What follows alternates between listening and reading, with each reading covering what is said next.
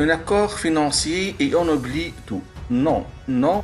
Laura Smith, dans un entretien à RTL, a réagi à une interview de Laetitia Hallyday dans Paris Match. La fille et la femme de Johnny Hallyday continuent donc de dire tout le mal qu'elles pensent l'une de l'autre.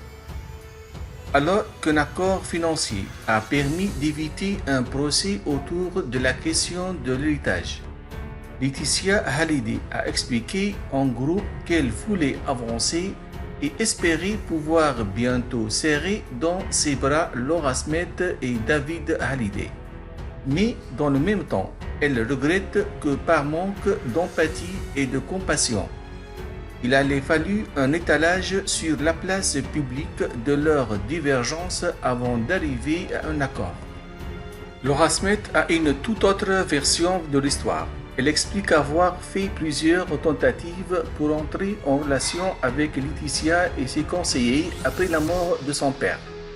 Elle reproche aussi à Laetitia Hallyday de l'avoir empêché de voir son père les dernières années de sa vie et de lui avoir caché son état de santé.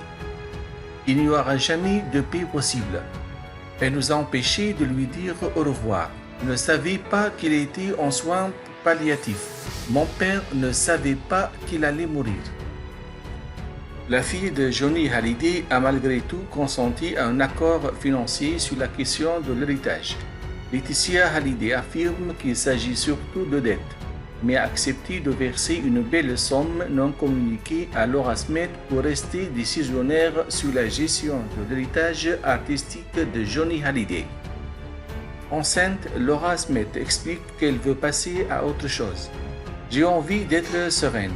Je n'ai pas envie de me bagarrer plus longtemps que ça. Elle continuera malgré tout de veiller au grain sur la question morale de la gestion de l'œuvre de mon père. Je n'ai pas envie que mon père devienne une attraction à Euro Disney.